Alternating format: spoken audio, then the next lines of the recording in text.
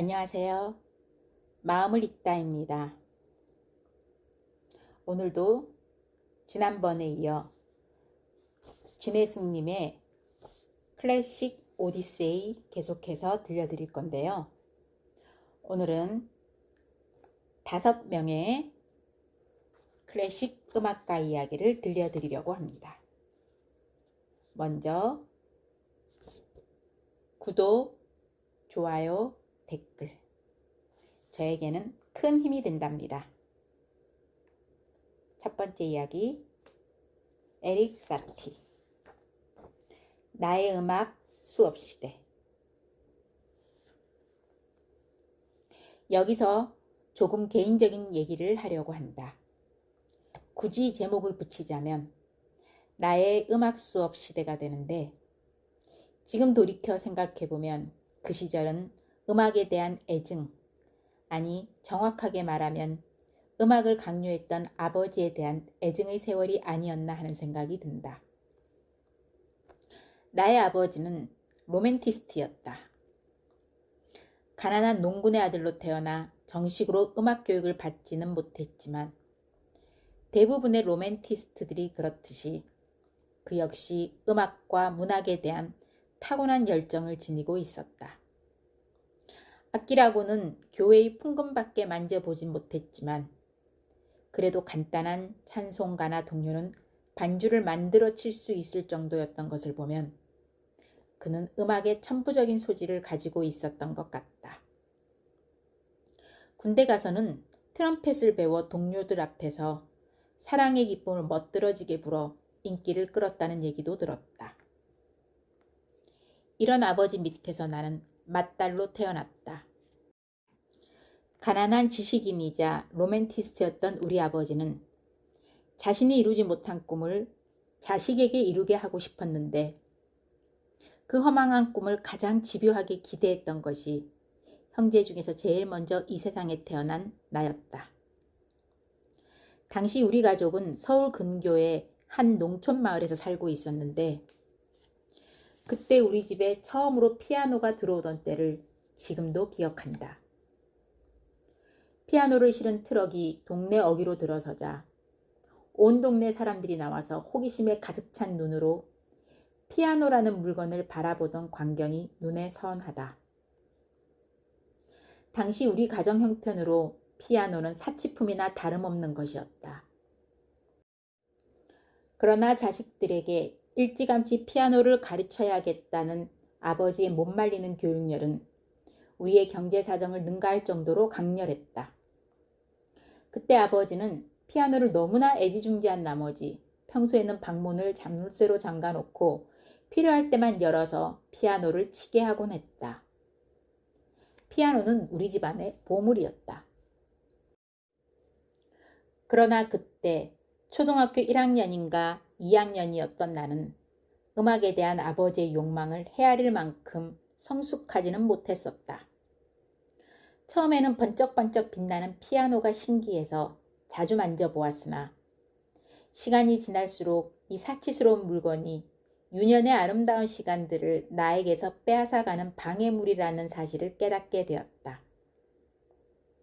당시 내 주변에는 피아노방에 앉아서 시간을 보내기에는 너무나 아까울 정도로 재미있는 일들이 지천으로 깔려 있었다.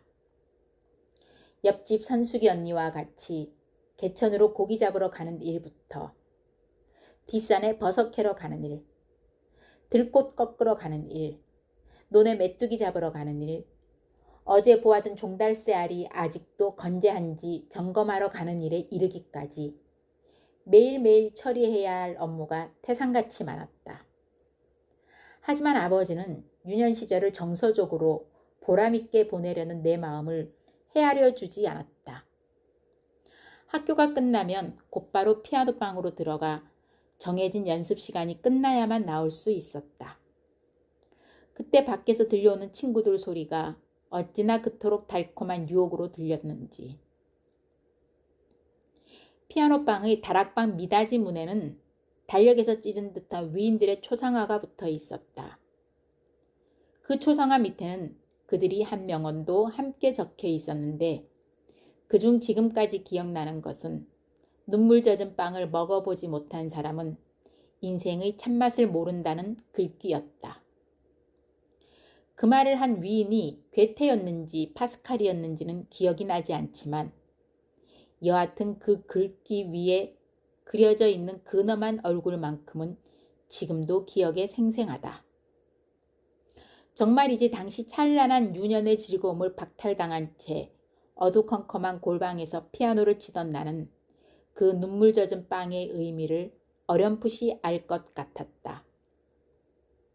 아버지는 모 여대 출신의 피아노 선생을 집으로 불러 레슨을 시켰다.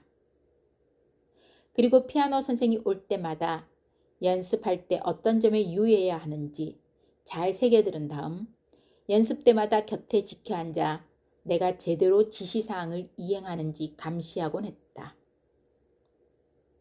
그때 나를 특히 괴롭혔던 것은 바흐 인벤션이었다. 피아노 선생은 아버지에게 바흐 인벤션은 아주 중요한 것이므로 무조건 외워야 한다고 했고 피아노 선생의 말을 생명의 말씀처럼 소중히 여겼던 아버지는 그때부터 무지막지하게 바흐 인벤션을 연습하도록 강요했다. 바흐와의 악연은 그렇게 시작되었으며 나는 근 20년이 지나서야 비로소 이 악연에서 자유로워질 수 있었다. 내가 바흐 인벤션을 치기 시작한 것은 피아노를 시작한 지 3년쯤 되었을 때였다. 그때는 그래도 어느 정도 손가락이 돌아갈 때였기 때문에 치는 것 자체가 그다지 힘들지는 않았다.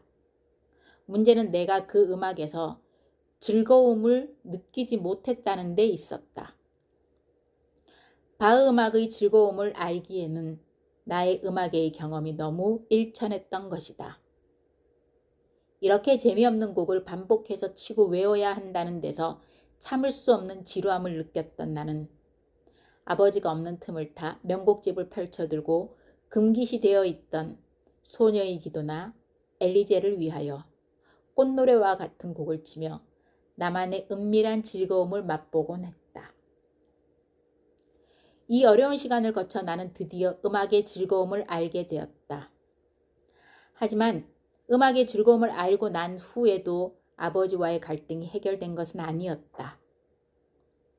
아버지는 당신의 일천한 음악 상식과 감각에도 나의 모든 예술 활동에 관여했다. 방송국 어린이 프로그램에서 노래를 부르거나 피아노를 칠 때도 내가 원하는 것을 부르거나 칠 수 없었다. 나는 섬집 아기를 부르고 싶은데 아버지는 건길상의 자장가를 부르라 하고 겨울나무를 부르고 싶은데 불어라 은피리를 부르라고 했다.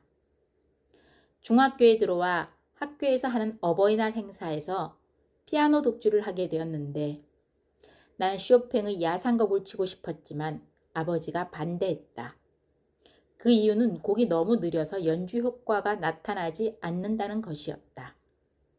결국 나는 아버지의 뜻대로 강아지 왈츠를 치기로 했는데 테크닉적으로 너무 어려운 곡이라 연습하는데 애를 먹었던 기억이 난다. 이렇게 아버지와 나는 늘 빗나갔다.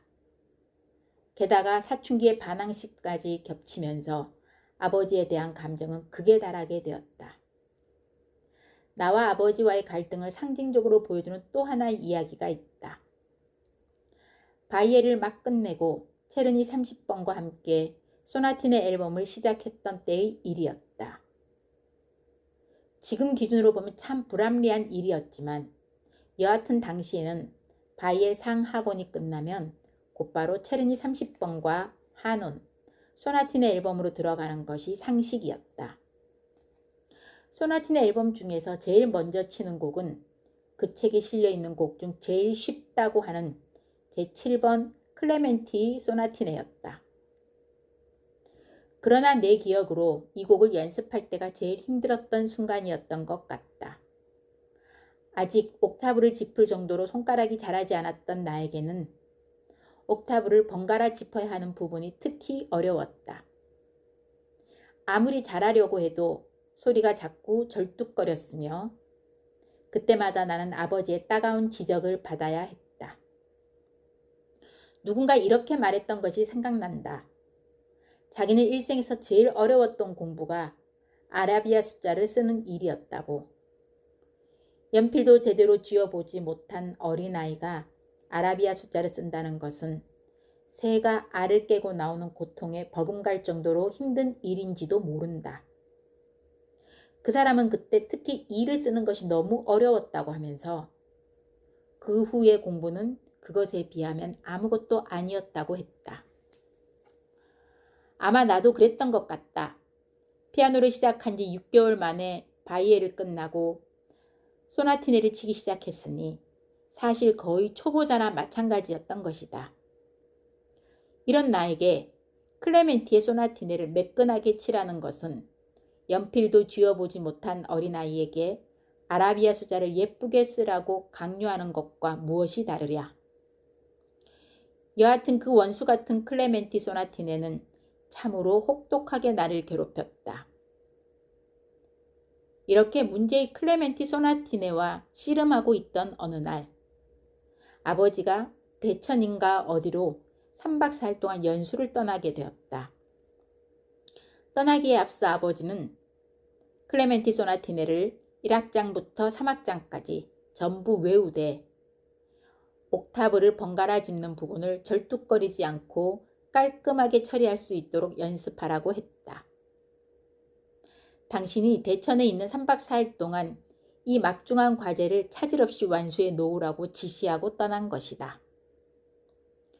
결국 나는 삼복더위에 꼼짝없이 피아노와 씨름해야 하는 신세가 되었다. 그런데 어느 날 피아노를 치고 있는데 갑자기 부하가 나기 시작했다.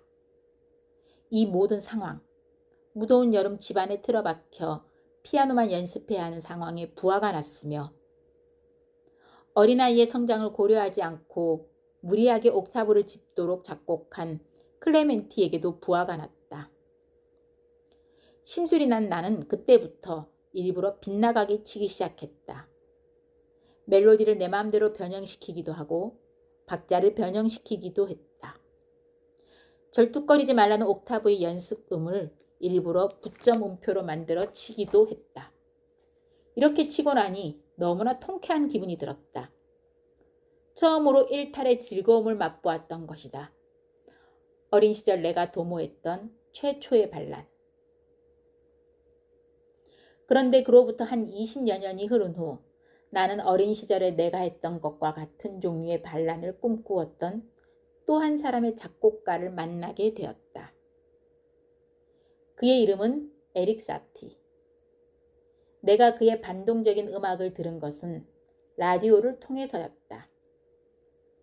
어느 날 차를 타고 어딘가로 가고 있었는데 그때 라디오에서 문제의 곡이 흘러나왔던 것이다. 처음 그 곡을 들었을 때는 입가에 맴도는 멜로디가 아주 친숙했음에도 선뜻 곡의 제목이 떠오르지 않았다. 그 곡이 옛날에 나를 그렇게도 애먹이던 바로 클레멘티의 소나티네라는 것을 한참을 듣고서야 나는 알게 되었다. 이 친숙한 멜로디를 내가 쉽게 알아맞히지 못한 것은 그것이 본래의 클레멘티 소나티네와 약간 달랐기 때문이다.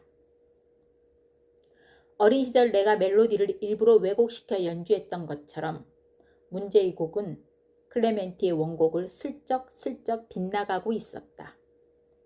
그때 그 곡을 들으며 나는 어린 시절에 느꼈던 것 같은 쾌감을 맛보았다. 나와 같은 일탈을 즐기는 사람이 또 있었다니. 프랑스의 작곡가 에릭 사티가 쓴 이 곡의 제목은 관료적인 소나티네. 그 문제의 클레멘티 소나티네를 유머러스하게 패러디한 곡이었다.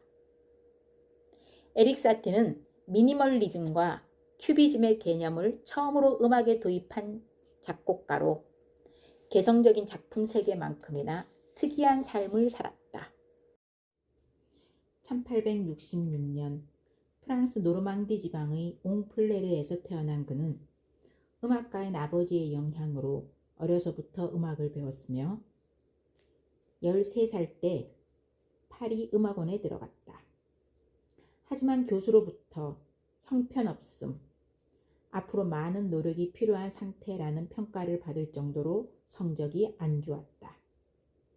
징집을 피하고자 학교에 적을 두고 있었지만 학교 공부에는 전혀 관심이 없었다. 그러다가 결국 1882년에 퇴학당했고 그로부터 3년 후에 다시 학교에 들어갔지만 결과는 신통치 않았다. 1886년 마지못해 군에 입대한 사티는 몇 달 후 일부러 기관지염에 걸려 제대했다. 부 아버지 집에서 나와 집시들이 많이 사는 몽마르트로 이사했다. 이때부터 생계를 위해 검은 고양이라는 카바레에서 피아니스트로 일했다. 1888년에 대표작 3개의 짐노페디를 발표했으며 1890년에는 드뷔시를 만나 음악의 혁명가로서 서로의 생각을 나누었다. 1891년 사티는 장미 십자교단 운동의 개척자 조세핀 펠라당의 감명을 받아 이 교단의 신자가 되었다.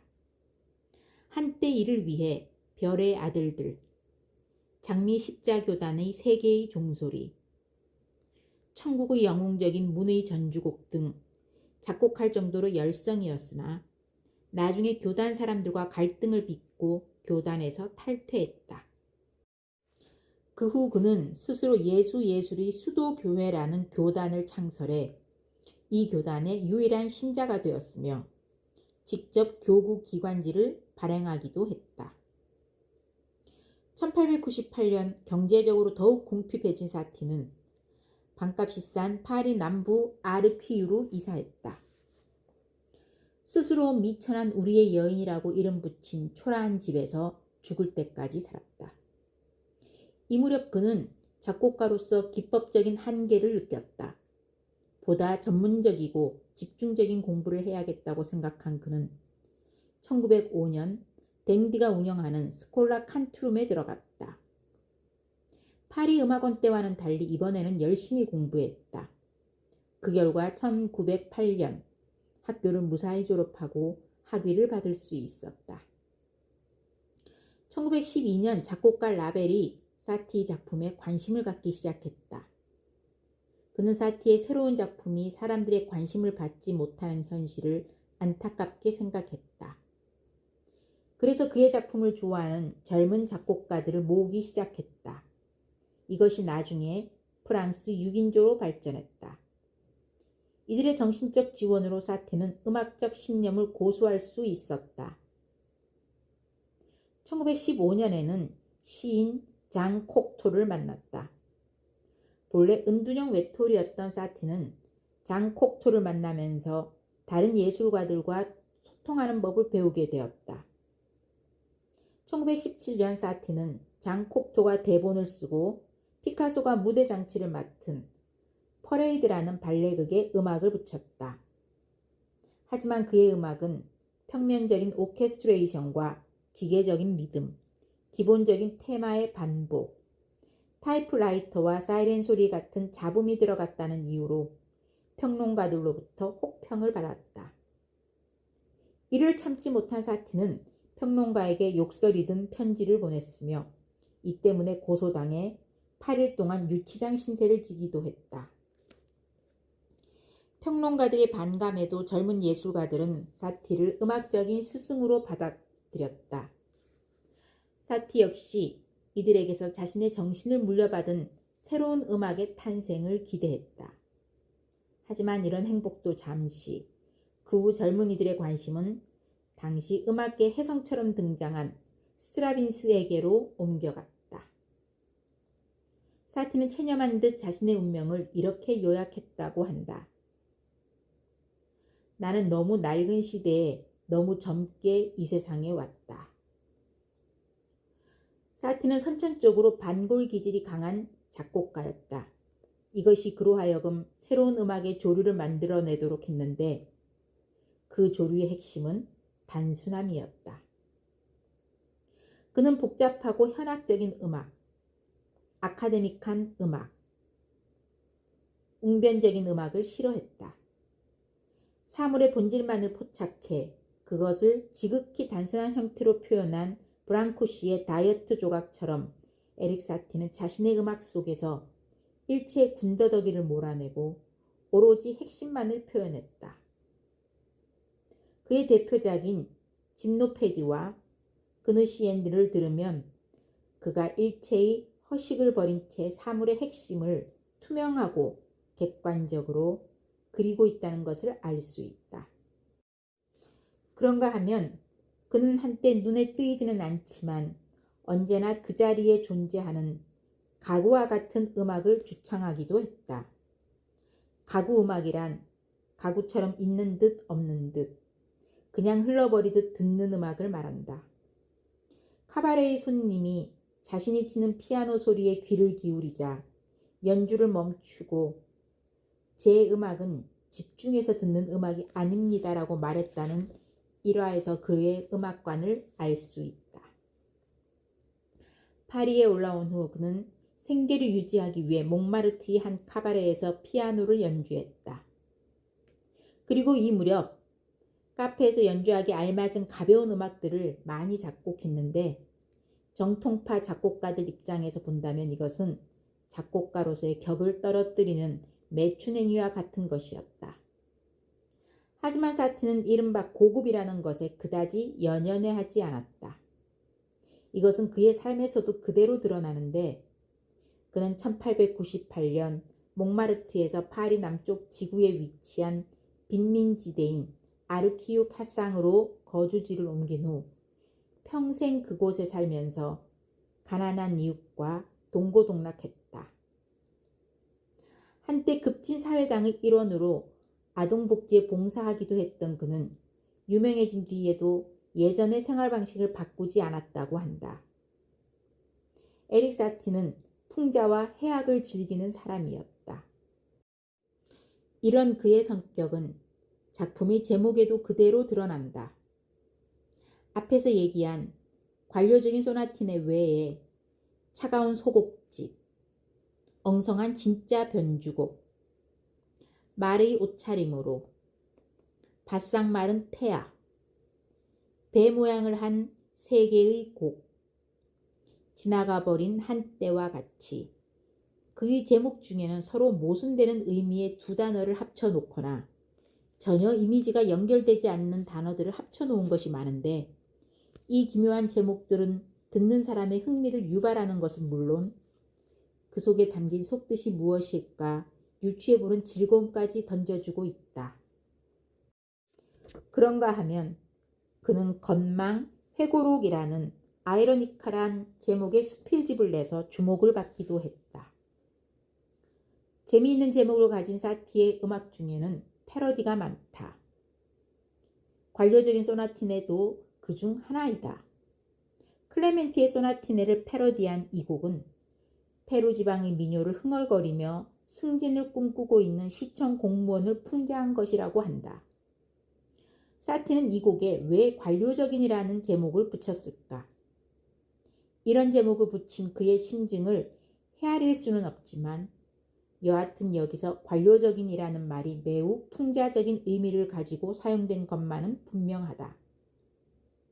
말단 공무원의 승진에 대한 꿈이 가망 없음을 관료적인 소나티네라는 엉뚱한 제목을 통해 암암리에 시사하려고 했던 것인지도 모른다. 여하튼 사티에 의해 왜곡된 클레멘티의 멜로디는 근엄한 관료제를 가볍게 희화화시키고 있다.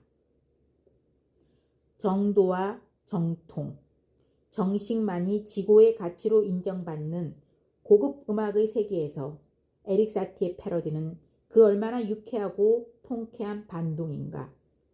아, 나는 이 반동이 좋다. 사티의 관료적인 소나티네를 들으며 나는 비로소 어린 시절의 고통을 어느 정도 보상받는 듯한 느낌이 들었다. 저렇게 비틀어서 연주할 수도 있는데, 저렇게 빗나가게 연주할 수도 있는데, 그때 나를 그렇게 고생시킨 클레멘티에게 복수하는 것 같은 통쾌한 느낌이 내 오감을 상쾌하게 뚫고 지나갔다. 내 유년의 찬란한 시간들을 유린했던 클레멘티의 소나티네. 이제 그 정통의 고급 멜로디를 유린한 에릭 사티의 음악을 들으며 어린 시절 내가 시도했던 반란을 머릿속에 떠올린다. 그래, 음악은 그렇게 자유로운 것이거늘. 나는 오늘도 사티의 관료적인 소나티네를 들으며 비관료적인 하루의 일상을 시작한다. 중세의 사랑 노래. 이름 없는 네 사람이 노래하는 익명의 시대. 내가 중세의 타임캡슐 같은 도시 브리헤를 처음 찾은 것은 지금으로부터 10년 전인 1991년. 로덴바흐라는 벨기에 작가의 죽음의 도시 브리헤라는 말에 이끌려 홀린 듯이 그곳으로 흘러갔다. 중세의 도시, 죽음의 도시, 브리헤에 도착하기 전 내가 이 도시에 대해 들은 것이라고는 이것이 전부였다. 그래서 나는 미리부터 브리헤를 천년의 고독을 간직하고 있는 우울한 도시로 단정 지어버리고 그 천년의 고독이 발산하는 침울한 분위기를 즐기기 위해 그곳을 찾았던 것이다. 하지만 관광객들이 붐비는 성수기였기 때문일까? 브리헤는 내가 상상했던 그런 도시가 아니었다. 아기자기하게 뻗어있는 작은 길과 운치 있게 흐르는 아름다운 운하, 레이스와 꽃으로 장식된 고풍스러운 집, 맑고 고요한 호수가 보는 이의 마음에 정겨움을 던져주는 그런 사랑스러운 도시였다. 그런데 이곳 출신의 작가 로덴바흐는 왜 자신의 소설에서 이곳을 죽음의 도시라고 했을까? 브리헤의 역사를 설명한 안내 책자를 보면 한때 무역의 중심지로 번영을 누리던 이 도시는 1548년 스페인의 침입과 종교전쟁으로 무너지기 시작해 로덴바흐가 활동하던 19세기 중반까지 침체의 늪을 벗어나지 못하고 있었다고 한다. 유럽 최고의 상업도시로 번영을 누리던 곳이 수백 년 동안 가난과 외세의 침입에 시달리는 신세가 되었으니 로덴바흐가 자기 고향을 이런 식으로 표현했던 것도 무리는 아닌 듯 싶다. 여하튼 브리헤 시당국은 로덴바흐의 죽음의 도시라는 표현이 어지간히 신경에 거슬렸던 모양이다. 이 도시의 역사를 설명하는 안내책자에서 브리헤가 과거에는 죽음의 도시로 불렸지만 지금은 유럽에서 중세의 모습을 가장 잘 보존하고 있는 관광도시로 한때 반 에이크와 한스 멤링 같은 대화가를 키워낸 예술의 도시로 다시 태어나고 있다는 점을 강조하고 있었다. 브리헤가 예술의 도시라는 것은 전혀 과장된 얘기가 아니다. 예술, 특히 미술의 중심지로서 이 도시의 역사는 이곳에 있는 그레닝게 미술관에 고스란히 투영되어 있다. 하지만 이런 예술사적 중요성에도 그레닝게 미술관은 관광객들로 붐비는 다른 도시의 미술관과는 달리 지나치게 조용하고 한적했다. 아마도 이 미술관이 사람들에게 잘 알려지지 않은 탓일 것이다. 하긴 나도 처음 브리헤를 찾았을 때는 이 미술관의 존재를 전혀 몰랐으니까. 이렇게 아무런 사전 지식 없이 그저 스쳐 지나가듯 들렀기 때문일까? 그 미술관에 전시되어 있는 그림이 어느 시대, 누구의 작품인지 잘 생각나지 않는다. 그날 이후 기억 속에 남는 것은 그림 중에 예수와 세례 요한, 기독교도들의 순환을 다룬 것이 유난히 많았다는 것과 그림의 내용이 매우 참혹했으며 참혹함의 묘사가 매우 구체적이고 사실적이었다는 것뿐이었다. 하지만 여기서 사실적이라는 것은 묘사의 기법이 그렇다는 것이지 그림의 느낌이 그렇다는 얘기는 아니다. 아니, 오히려 그 반대였다. 팔다리가 잘려나가고 목이 떨어져 나간 기독교도들의 순환을 하나하나 치밀하게 묘사한 그림들을 보면서 저렇게 처참한 광경을 어쩌면 저렇게 남의 얘기하듯 그릴 수 있을까 놀랐던 기억이 난다.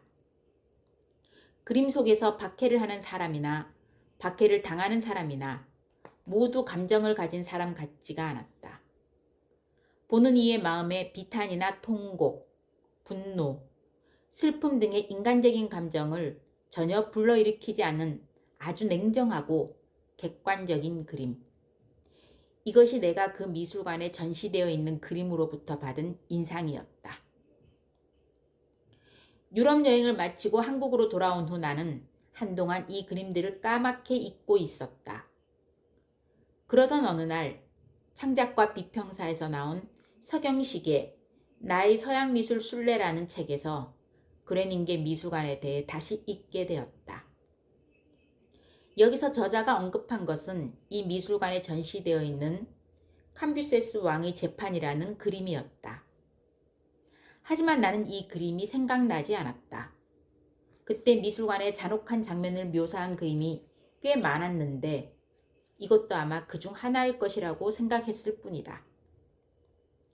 저자의 설명에 의하면 이 그림은 15세기 르네상스 시대에 브리헤의 공화가로 활동했던 헤랄드 다비드가 그린 것으로서 캄비세스 왕은 기원전 6세기경 페르시아 제국을 통치한 왕으로 죄인에게 살가죽 벗기는 형벌을 내리는 것으로 유명했다고 한다. 캄비세스 왕의 재판은 판결을 잘못 내린 시삼네스라는 판사가 살가죽이 벗겨지는 형벌을 당하고 있는 광경을 묘사한 것인데 이 책에는 저자는 그림에 대한 느낌을 이렇게 적고 있다. 사람들은 이 그림에서 무엇을 읽을까? 나는 무엇보다도 우선 흐르는 피 한 방울까지도 놓치지 않고 그려내려 하고 있는 가열한 사실정신에 압도당했다. 왼편, 그러니까 희생자의 오른팔 껍질을 벗기고 있는 사나이한테서는 정밀성을 추구하는 장인적 열성조차 느껴진다. 아마도 화가 자신의 장인적 열성의 투영이리라. 그로부터 몇 년 후 나는 다시 브리에를 찾았다. 그리고 그의 감상을 머릿속에 떠올리며 다시 이 그림을 보았다.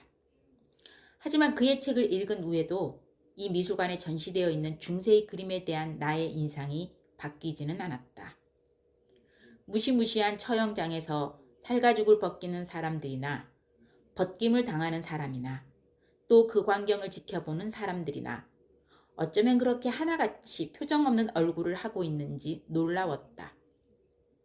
특히 고통에 찬 신음을 내야 할 죄인의 표정이 어쩌면 그렇게 아무렇지도 않은지, 착함이 지나쳐 바보에 가까운 사람에 대한 얘기 중에 팔을 부러뜨렸더니 거봐 팔 부러졌잖아 하는 그렇게 했다는 대목이 나오는데 이 그림 속의 판사가 바로 그런 식이었다. 거봐 살가죽 벗겨졌잖아. 그때 나는 책의 저자가 얘기했던 그 가열한 사실정신에 대해 생각해 보았다. 그래, 가열한 사실정신은 어쩌면 처참한 광경도 객관적으로 바라보고 그것을 마치 남의 얘기하듯 그릴 수 있는 무심한 마음이 전제되어야 발휘할 수 있는 것인지도 모른다. 핏줄 하나, 살점 하나의 미세한 형상까지도 그대로 포착하려는 치열한 장인정신이 모든 인간적인 감정을 철저하게 몰아낸 것이 아닐까. 물론 미술을 전문적으로 연구하는 사람들은 이런 나의 딜레당트적인 느낌에 대해 이의를 제기하거나 혹은 그렇게 느낄 수밖에 없는 학문적 이유를 설명해 주려고 할 것이다. 그런 느낌이 기법상의 미숙함일 수도 있고 심미관의 변화 때문일 수도 있다. 하지만 중세의 그림 중에 지금 우리 눈에 매우 고졸해 보이는 것이 많다고 해서 남의 얘기하듯 객관적인 시각을 지닌 것이 많다고 해서 이런 그림들이 지금으로부터 몇백 년 전에 살았던 중세 사람들의 마음에 아무런 감정을 불러일으키지 않았으리라 가정하는 것은 옳지 않은 일이라고 생각한다. 우리와는 달리 그 그림을 보면서 이교도에 대한 분노를 마음속에 새겼을 수도 있고 캄비세스 왕의 재판을 보면서 나는 절대로 저런 죄를 짓지 말아야지 하는 생각을 하며 몸을 떨었을지도 모르는 일이기 때문이다. 어떻게 보면 변한 것은 우리 눈과 귀인지도 모른다.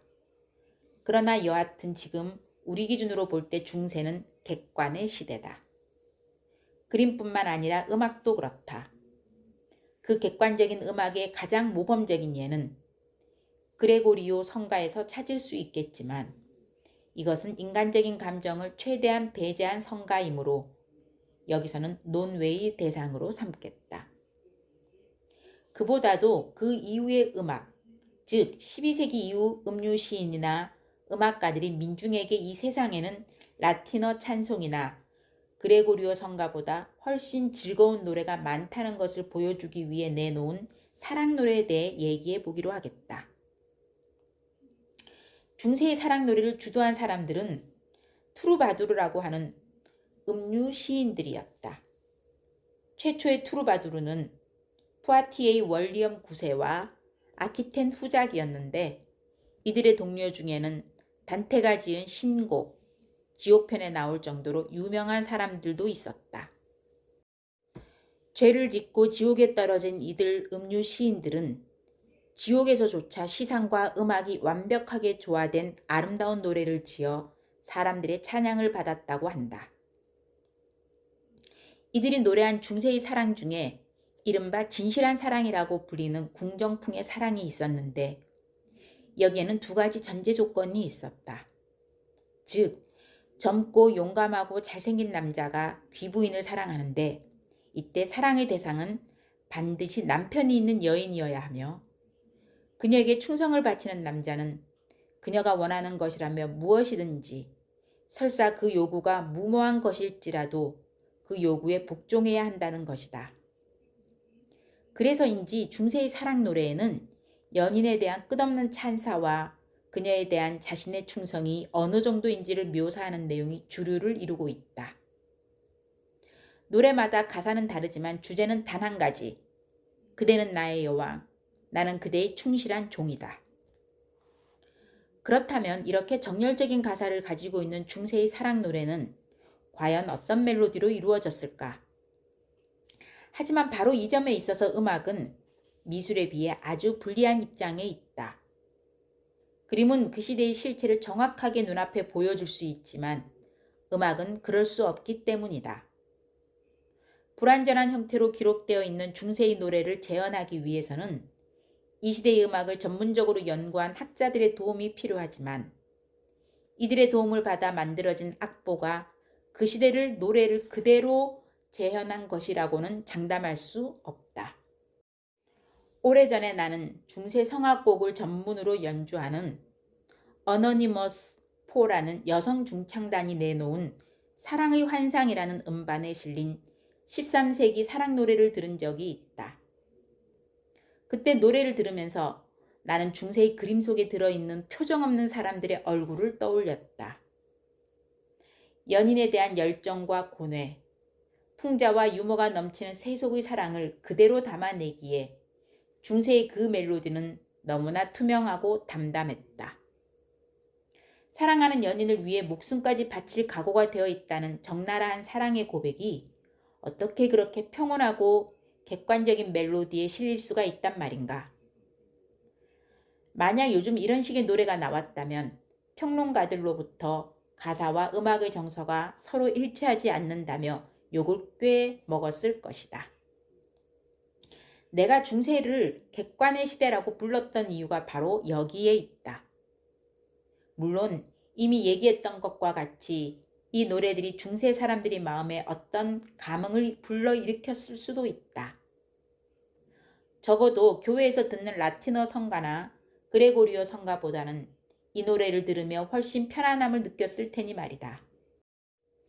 하지만 그로부터 수백 년이 지난 21세기의 우리들은 중세 사람들과는 정반대 이유로 이 노래를 좋아한다. 중세의 성악곡을 전문으로 부르는 이름 없는 네 사람, 즉 어너니머스 포는 첫 번째 앨범과 두 번째 앨범이 빌보드 차트 클래식 부분에서 오랫동안 최고의 자리에 오를 정도로 인기를 끌었다. 이 느닷없는 중세의 바람을 어떻게 설명할 수 있을까? 중세의 노래를 들으면 마치 땅에 발을 딛지 않은 채 투명한 공기를 헤엄쳐 다니는 듯한 느낌이 든다. 그렇다면 이 낯선 느낌은 어디서 오는 것일까? 여러 가지 이유가 있겠지만 그 중에서 가장 큰 이유는 아마 이 시대의 음악이 우리에게 익숙한 장조, 단조가 아니라 교회 선법을 기반으로 쓰였기 때문일 것이다. 교회 선법은 중세와 르네상스 시대의 서양 음악의 기초를 이룬 음계를 말한다. 장단조 음계가 성립되기 이전에 서양 음악의 근간을 이루는 선법으로 카톨릭 교회 음악인 그레고리오 성가도 교회 선법으로 쓰였다.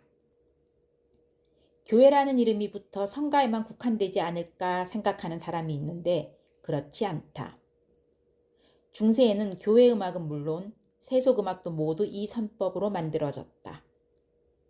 여기에 교회 선법이라는 이름이 붙은 것은 중세와 르네상스 시대에는 교회 음악이 모든 음악의 주류를 이루었기 때문이다. 교회 선법에는 홀수 번호를 가진 정격 선법과 짝수 번호를 가진 변격 선법이 있다.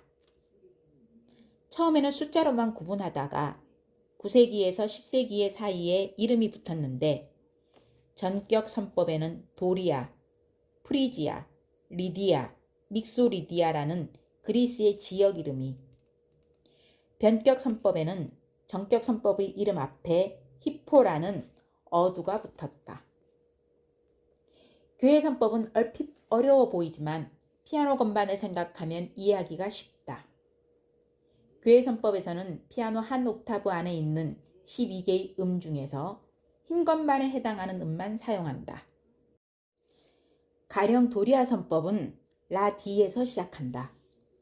라에서 시작하는 7음을 피아노의 흰 건반만 사용해 차례로 치면 그것이 도리아 선법이 되는 것이다. 프리지아는 마 E에서, 리디아는 바 F에서, 믹소리디아는 사 G에서 시작한다. 이 음계들을 피아노로 한번 쳐보자. 아주 낯설고 신비롭게 들릴 것이다. 교회 선법은 화성보다는 선율을 위주로 한 음악에 적합한 선법이다. 그레고리오 성가가 그 대표적인 예라고 할 수 있다. 그레고리오 성가는 화음 없이 단 하나의 선율로만 노래한다.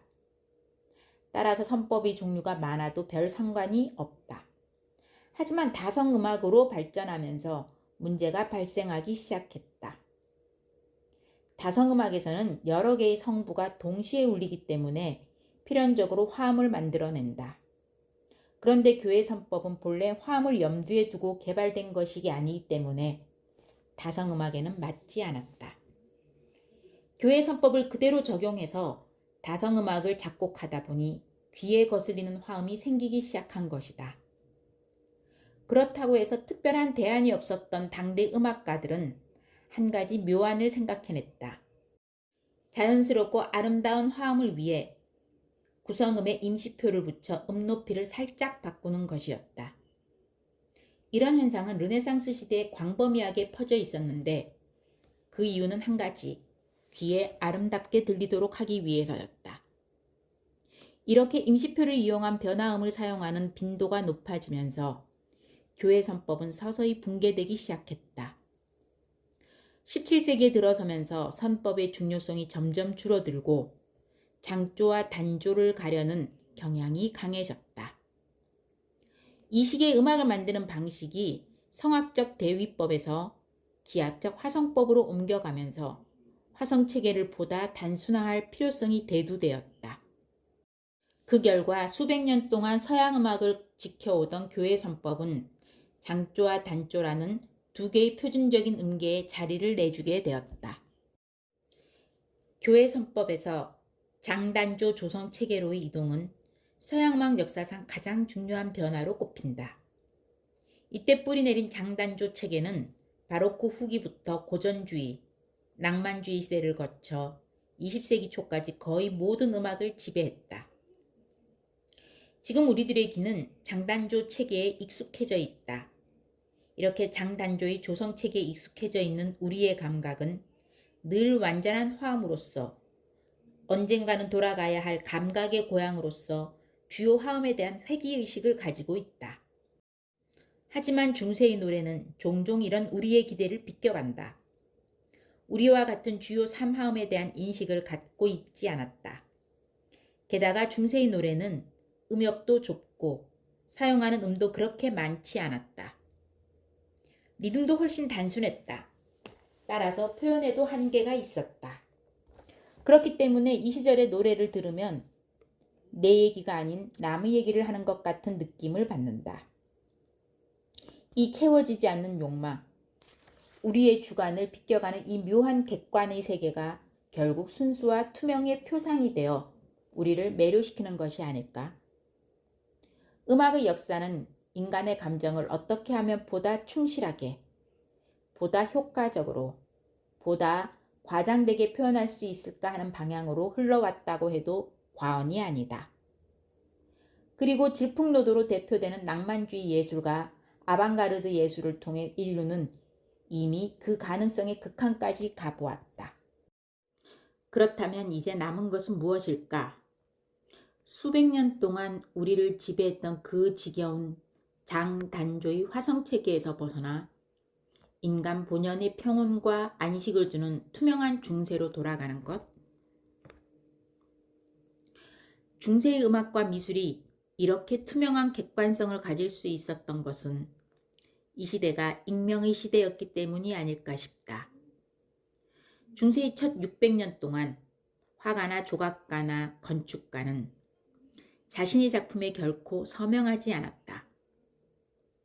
13세기에 프랑스 파리로 유학 와서 수없이 많은 성악곡을 썼던 영국의 음악가들도 이름을 남기지 않았다. 모든 사람이 다 그랬던 것은 아니지만 본질적으로 중세는 예술가들이 자기의 이름을 내세우지 않는 익명의 시대였다.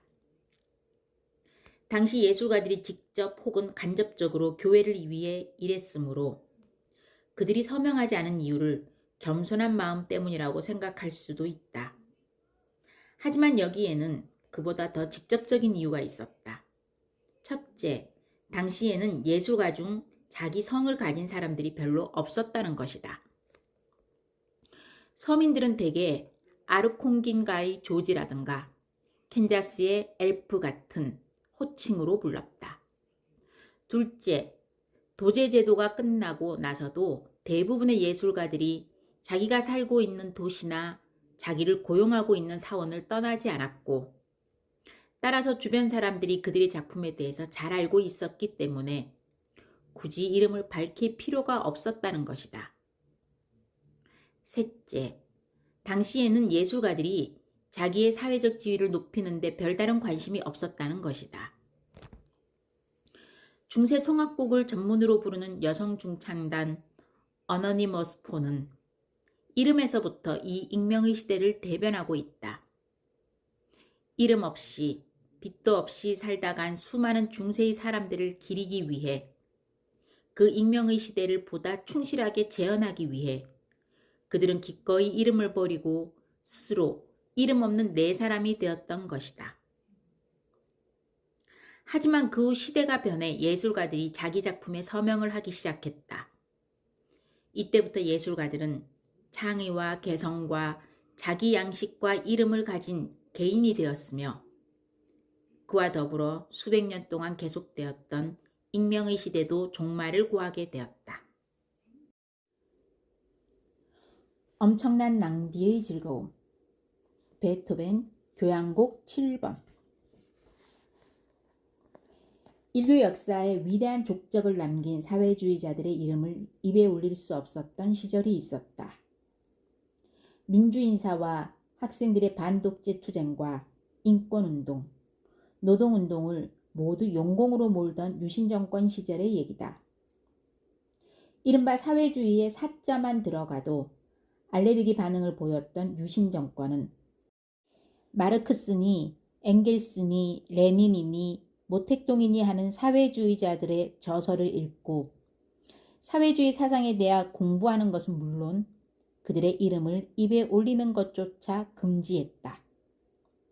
마르크스의 자본론뿐만 아니라 지금은 서점에 가면 누구나 쉽게 구할 수 있는 온건한 내용의 서적들도 당시에는 모두 금서로 취급되었으며, 그런 책을 가지고 공부하는 것은 체제 전복을 도모하는 이적 행위로 취급되었다. 실제로 1970년대 말 사회주의 사상을 공부하던 일단의 민주인사들이 북한과는 관계가 없는 이른바 자생적 공산주의 집단이라고 해서 구속된 적이 있었으니 당시 분위기가 어땠는지 짐작하고도 남을 것이다. 그즈음 나는 친구 선후배와 함께 스터디 그룹을 만들어 경제사와 세계사를 공부하고 있었다. 그런데 같이 공부하던 후배 중에 용케도 일본어나 영어로 된 금서를 어디선가 잘 구해와 선배들의 사랑을 받던 후배가 있었다. 마치 싸움터에서 남달리 값비싼 전리품을 약탈해 왕 앞에 내놓은 충실한 장군처럼 그는 세미나 때마다 선배들 앞에 금서들을 의기양양하게 꺼내놓으며 자신의 능력을 과시하곤 했다. 보안 감각이 남달랐던 그 후배는 불가피하게 사회주의자들의 이름을 말하게 되었을 때 절대로 그것을 그대로 발음하지 않았다. 누군가가 자신의 얘기를 엿듣고 있을 경우를 대비해 마르크스는 M이라고 했고 레닌은 L, 트로츠키는 T, 엥겔스는 E 이런 식으로 불렀다. 공부할 때마다 M이 말하기를 혹은 E가 그랬는데 하는 식으로 말을 시작했으며 수시로 M 읽어봤어요? 혹은 L 읽어봤어요? 라고 물어 선배들을 당혹스럽게 만들곤 했다. 그의 이런 식의 질문에 식상한 한 친구가 어느 날 그에게 넌지시 이렇게 물은 적이 있다. 너 피 읽어봤니? 피자로 시작하는 사회주의자의 이름을 얼핏 떠올릴 수 없었던 그 후배가 되물었다. 피가 누군데요? 가까이서 본 박정희 대통령. 유달리 입담이 좋았던 그 후배. 그가 술자리에서 했던 수많은 명언들이 지금은 하나도 기억에 남지 않는 것이 안타깝다. 하지만 그때 그가 했던 말 중에서 지금까지 뚜렷하게 기억하고 있는 것이 하나 있다. 그것은 엘이 베토벤의 교향곡을 들으면 부르주아들의 머리를 쓰다듬어주고 싶은 생각이 든다는 말을 했다는 것이다. 여기서 엘은 물론 레닌을 말한다. 그 후로 베토벤의 교향곡을 들을 때마다 나는 엘이 했다는 그 후배의 말을 머릿속에 떠올리곤 한다. 이 말에서 우리는 두 가지 것을 알 수 있다. 하나는 엘이 베토벤의 음악을 좋아했다는 것. 다른 하나는 그가 근대적 의미의 청중을 형성함으로써 새로운 음악 문화의 탄생에 기여했던 부르주아들의 공로를 어느 정도 인정했다는 것이다. 베토벤의 음악을 들으며 엘은 부르주아들도 때로는 기특한 일을 할 때가 있단 말이야. 뭐 이런 식으로 생각하며 미소를 지었을지도 모르는 일이다. 베토벤 음악의 주 고객은 프랑스 혁명 이후 새로운 감상층으로 떠오른 부르주아들이었다.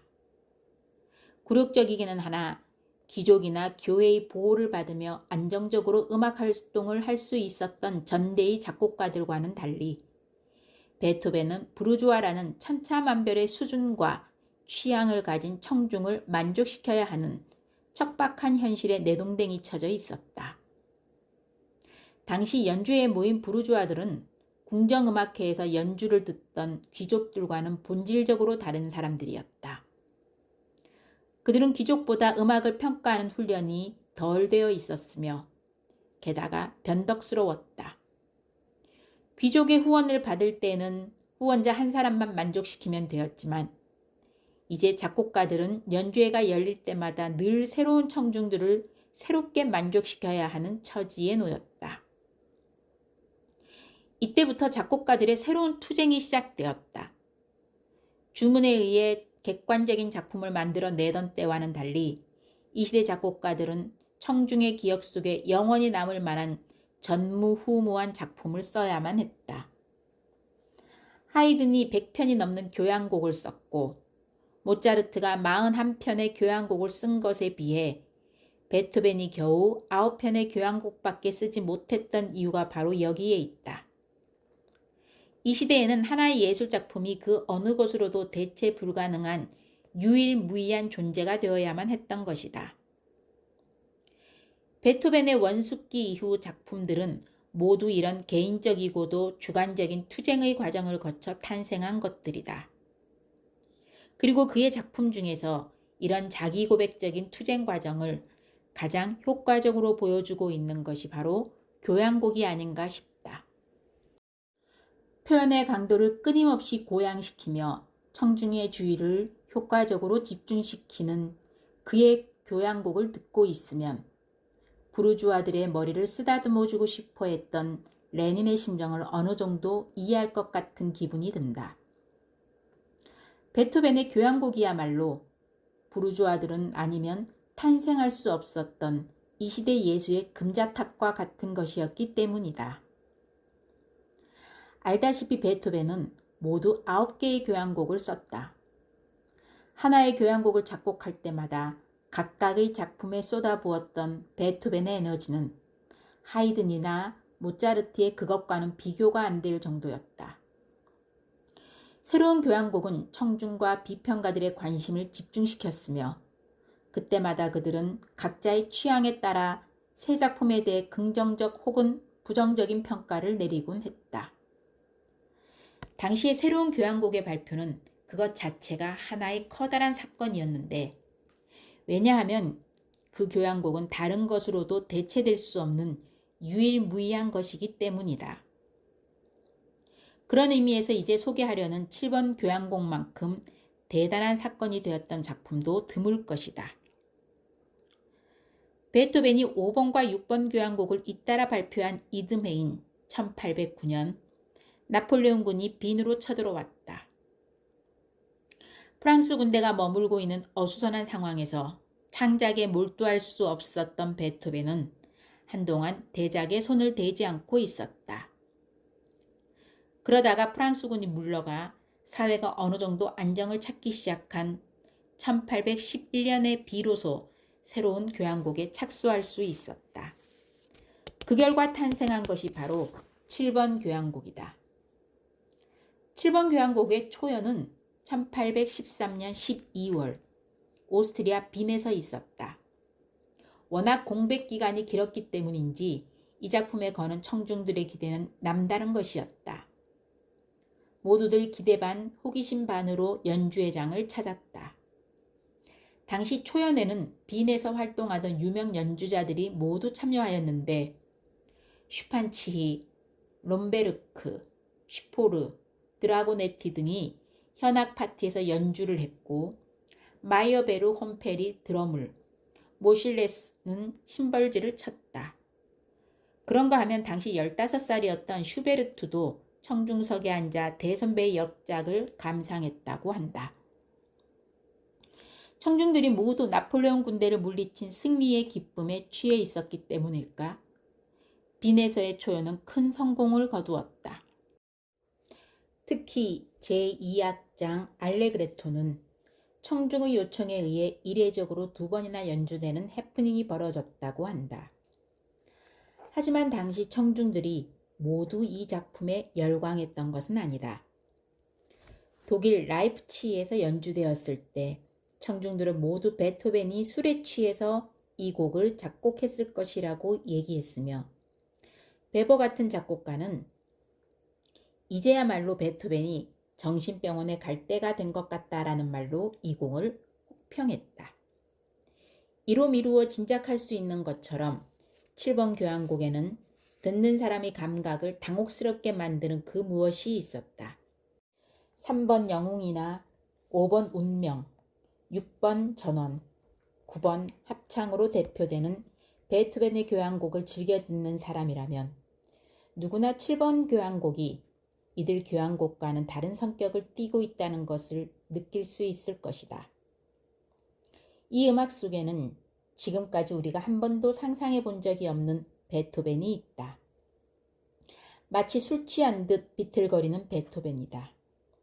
늘 고뇌하는 철학자의 표정을 짓고 있던 베토벤에게도 가끔은 감정의 고삐를 풀고 마음껏 자기 자신을 방기하고 싶은 때가 있었으니 7번 교향곡을 쓰기 시작한 1811년 무렵이 바로 그런 때가 아니었나 싶다.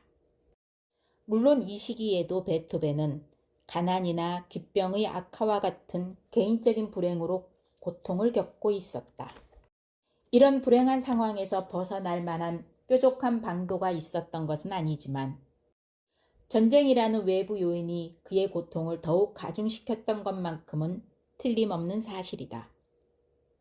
그러던 차에 나폴레옹이 몰락하고 전쟁이 끝났으니 그 해방감이란 이루 말할 수 없었을 것이다. 베토벤은 그 분출하는 해방감을 이 곡을 통해 마음껏 발산했다. 사람들은 이 곡을 가리켜 베토벤의 디오니소스적인 측면이 유감없이 발휘된 곡이라고 한다. 언젠가 베토벤은 스스로를 가리켜 인류를 위해 향기로운 술을 빚는 바쿠스라고 한 적이 있는데 이 말을 증명이라도 하듯 이 작품은 바로 첫 악장에서부터 야릇한 취기를 드러내고 있다. 술과 향락은 인간만이 지니고 있는 중요한 재산이다. 과용하면 파멸로 이룰 수 있지만 알맞게 사용하면 삶의 어려움을 극복할 수 있는 활력이 된다. 그것을 통해 고통 속에서도 절망하지 않고 삶을 긍정적으로 바라볼 수 있는 창조의 에너지를 얻게 되는 것이다. 어느 시대, 어느 곳에서나 이런 식의 해방군은 있었다. 아무리 종교적 규율과 사회적 제약이 엄격하게 뿌리내린 곳이라도 인간의 삶에 숨통을 틔워주는 욕망 분출의 창구는 늘 있었다. 멀리 그리스에서도 아폴로 신이 멀리 다른 나라를 시찰하려고 자리를 비운 사이에 디오니소스 신을 불러다 한바탕 흐드러진 축제를 벌이곤 했으니 이것이 연극의 발전에 커다란 기여를 했다는 것은 누구나 다 아는 사실이다. 결국 인간의 이런 기질이 예술을 낳았고 이 예술이 인류를 살맛나게 만들었으니 자유니 욕망이니 향락이니 하는 것들을 그렇게 부정적으로 바라볼 만한 것은 아닌 것 같다. 베토벤의 교향곡 제7번은 첫 악장부터 절뚝거린다. 물론 아직은 완전한 방종에 이르지 못하고 정상 궤도를 이탈한 절뚝거리는 리듬적으로 그 의도를 언뜻 내비칠 뿐이지만 감각이 예민한 사람이라면 누구나 짐작할 것이다. 바로 이 순간부터 베토벤이 서서히 넥타이를 풀 준비를 하고 있다는 사실을. 이어지는 제2악장에서 베토벤은 무거운 짐을 진 자들과 함께 어디론가 가고 있다. 그 목적지가 어딘지 모르지만 여하튼 그들은 일정한 지향점을 향해 서서히 나아가고 있다.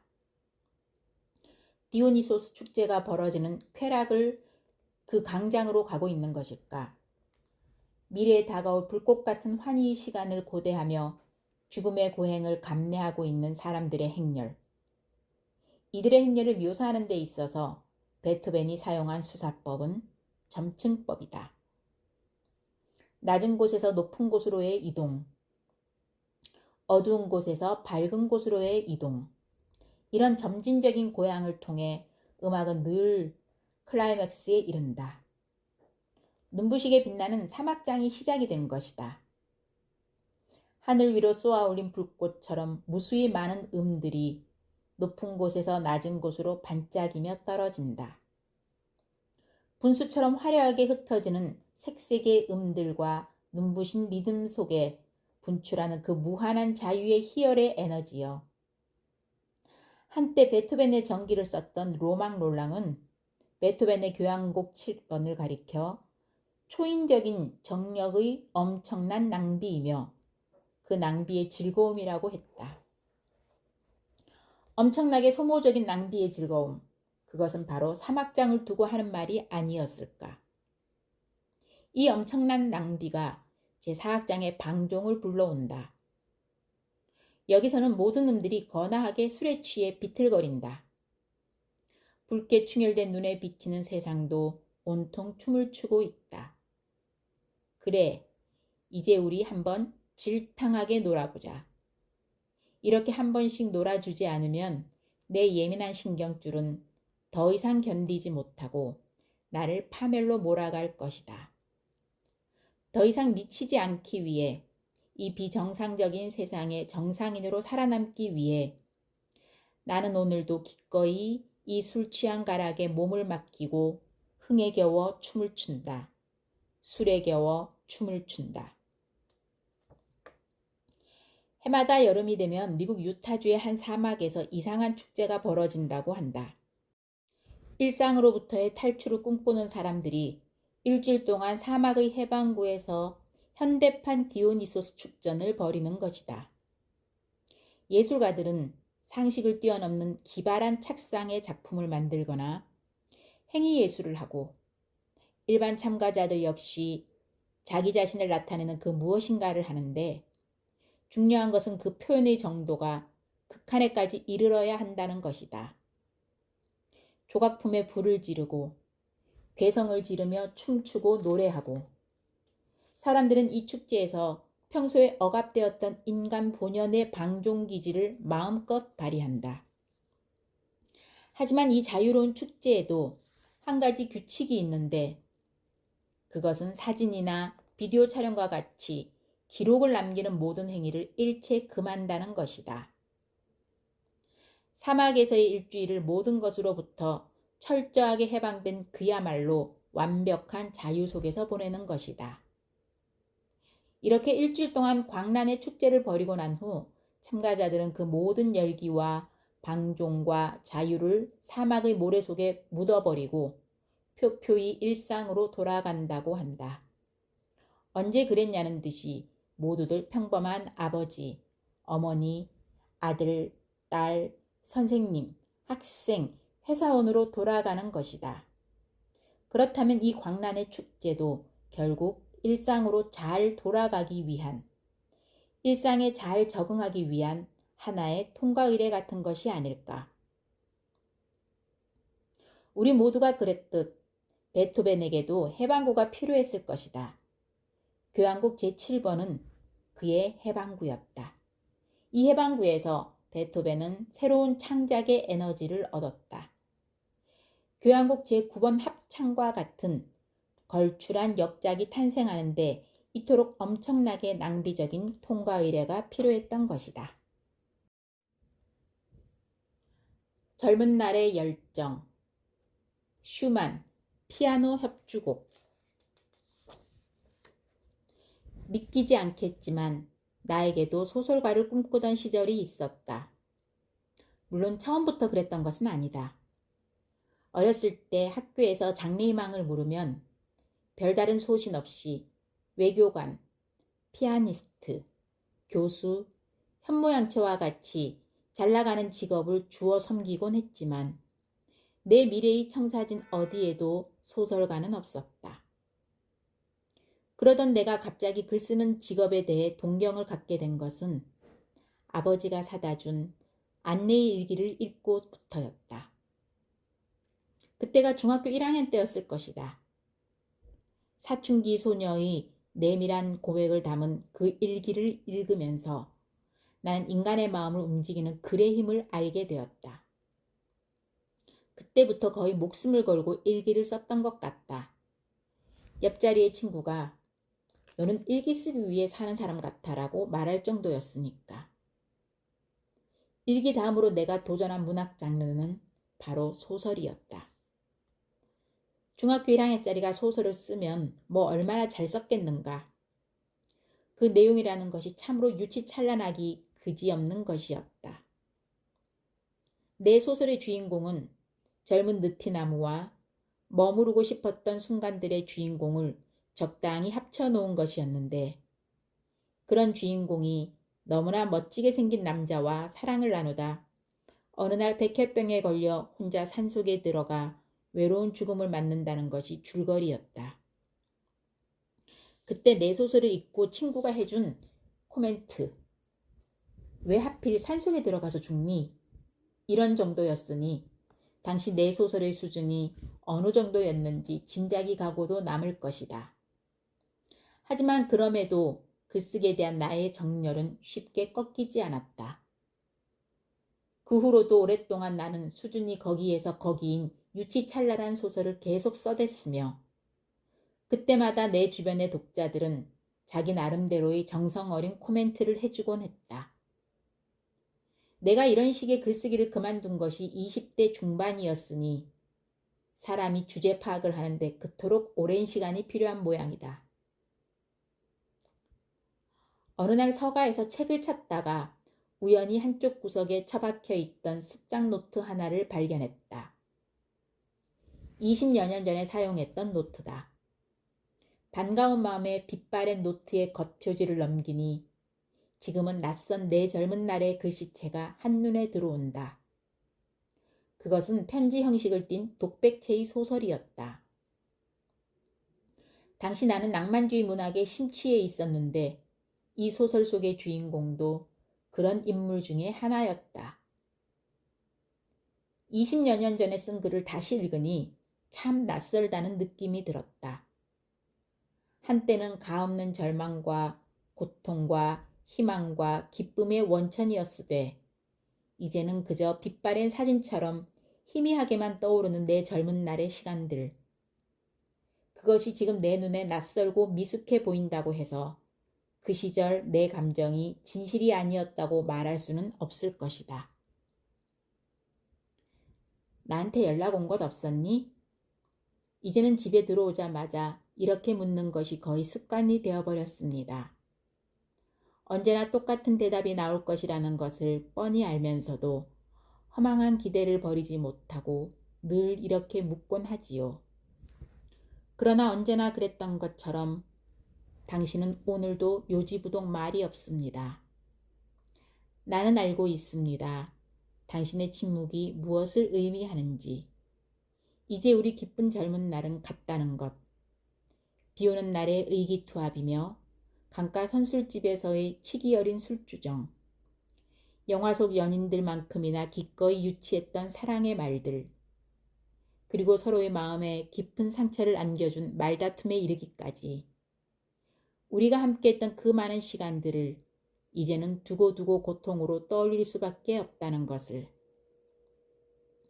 그러나 나는 아직도 이것을 현실로 받아들일 수 없습니다. 당신은 그렇게 허망하게 내 곁을 떠나고 이제 내 앞에는 언제 끝날지 모르는 고통의 시간만이 놓여 있을 뿐입니다. 이 고통이 끝나는 날은 언제쯤일까요? 눈 딱 감고 한 10년을 후딱 보내버리면 그때쯤 지금을 웃으며 얘기할 수 있을까요? 그래요. 우리의 사랑은 참으로 무모했습니다. 사랑은 오래 참고 오래 견디며 자기의 이익을 구하지 않는다면 교과서적인 사랑을 하기에 우리의 젊은 피는 너무 뜨거웠지요. 지고지순의 사랑이니 숭고한 사랑이니 순수한 사랑이니 이런 것을 생각할 겨를도 없이 어느 날 갑자기 내 마음을 사로잡아 버린 당신. 그렇게 우리 두 사람은 앞을 내다보지 않고 서로에게 몰두했습니다. 지금 생각해도 참 신기합니다. 어쩌면 그렇게 저돌적이고 즉흥적일 수 있었는지. 어떻게 보면 이런 시작이 이미 우리 사랑의 비극적 종말을 예고하고 있었는지도 모르겠습니다. 처음에 불꽃 같은 순간이 지나고 나서 나는 차츰 나를 바라보는 당신의 눈길이 차가워지고 있다는 것을 느낄 수 있었지요. 하지만 나는 두려움에 그것에 대해 물어볼 용기가 없었답니다.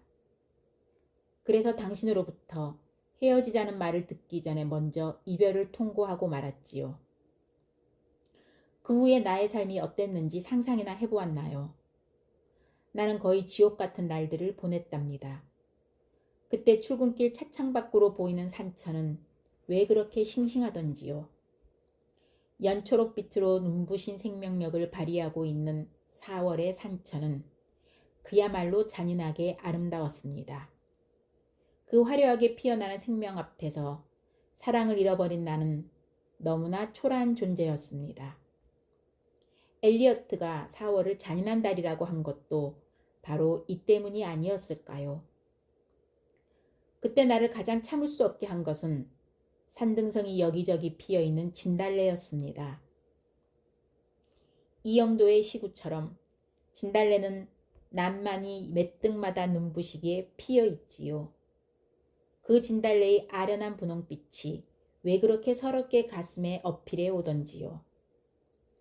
잃어버린 사랑에 대한 너무나도 무력하고 초라한 분홍빛 향연. 무기력한 연분홍빛으로 여기저기 피어있는 진달래 무리가 그토록 끔찍하게 서러울 수가 없었습니다. 하지만 한용운의 말대로 이별을 쓸데없는 눈물의 원천으로 만들고 마는 것은 스스로 사랑을 깨치는 것이겠지요.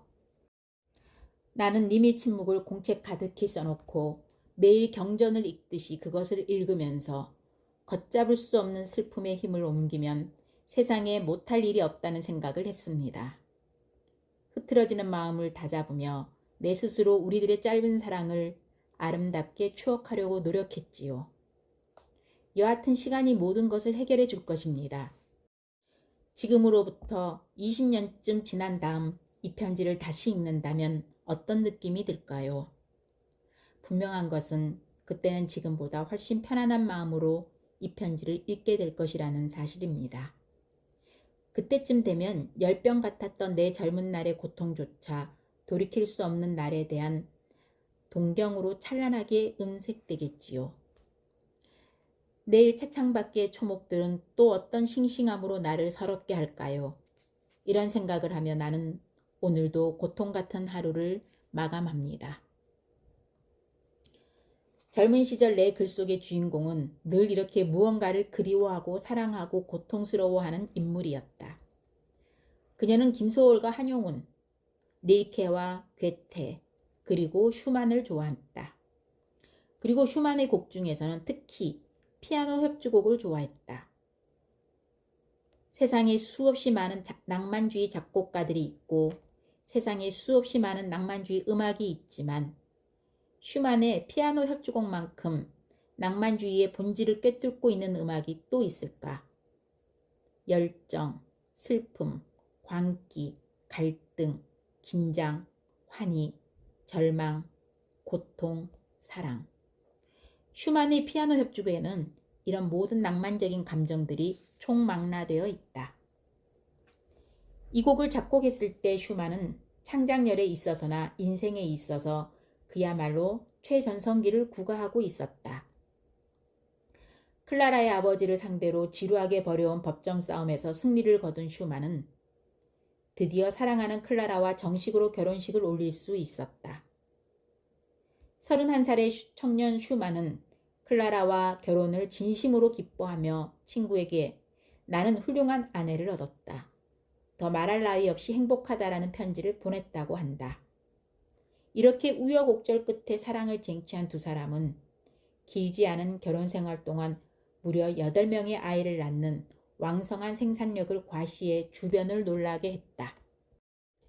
슈만과 클라라는 부부이자 음악의 동반자였다. 피아니스트였던 클라라는 남편이 새로운 곡을 작곡할 때마다 직접 그것을 연주해 사람들에게 널리 알렸는데 여기에서 소개하는 피아노 협주곡도 그런 곡 중에 하나이다. 아버지의 반대를 무릅쓰고 기어코 사랑을 쟁취한 슈만과 클라라의 이야기가 보태지면서 이 곡은 더욱 화려하고 찬란한 낭만주의의 빛을 띠게 되었다. 그러나 이 곡의 화려함은 왠지 모르게 불안한 데가 있다. 그 속에서 시간이 지나면 깨져버리는 찰나적인 희열, 정돈되지 않은 혈기와 긴장감이 느껴지기 때문인데 바로 이 점이 이 곡을 더욱 낭만주의적으로 만들었다고 할 수 있다. 조화와 공존을 지향하는 고전주의와는 달리 낭만주의는 그 안에 극한의 모순과 내면의 갈등을 지니고 있다. 그리고 이런 모순과 갈등이 바로 낭만주의를 이끌어가는 원동력이 된다. 우리의 젊음이 그렇듯 만약 그 속에 갈등과 모순이 없다면, 무분별한 혈기와 무모한 집착이 없다면 낭만주의 예술은 탄생할 수 없을 것이다. 이것이야말로 낭만주의의 특권이며 그런 의미에서 낭만주의 예술은 모든 예술 중에서 가장 젊은 예술이라고 할 수 있다.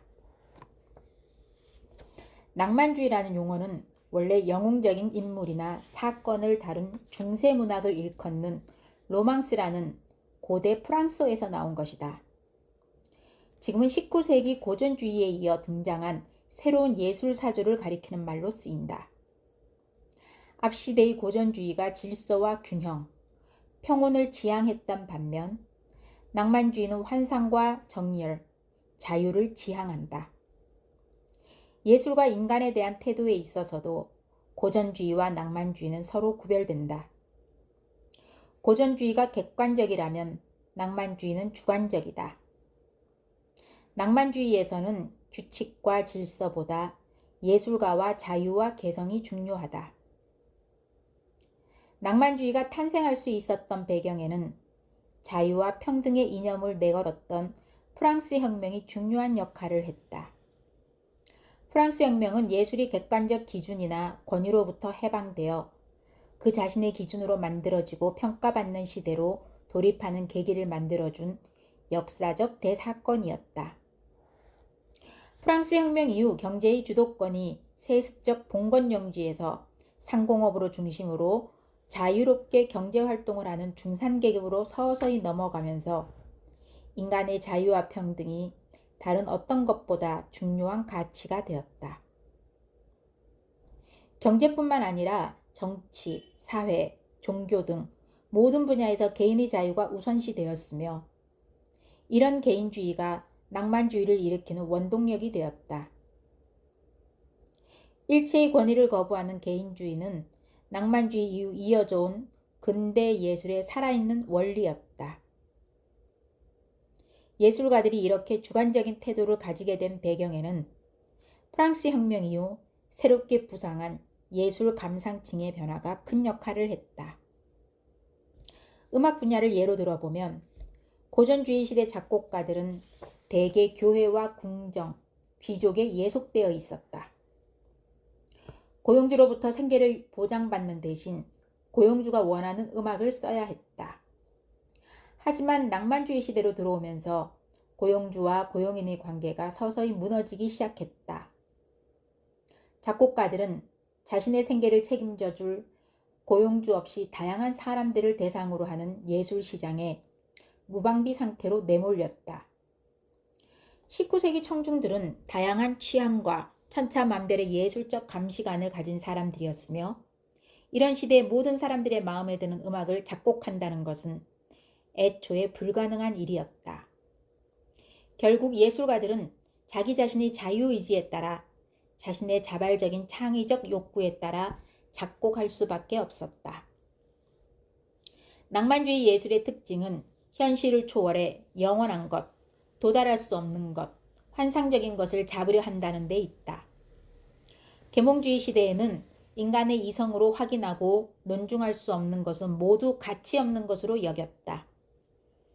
예술에서도 애매모호한 것들은 비판을 받았고 판단의 객관적 기준을 제시하는 미학 이론이 발달했다. 하지만 낭만주의 시대가 되면 예술이 무엇인가를 모방한다는 생각은 빛을 잃는다. 현실을 있는 그대로 충실하게 묘사하는 것은 의미 없는 일이 되고 말았다. 예술은 이성의 힘으로 포착할 수 없는 그 무엇을 표현해야만 했다. 따라서 낭만주의에서는 애매모호함과 불가사의함이 미덕이 된다. 이런 태도는 작품을 만드는 방식도 바꾸어 놓았다.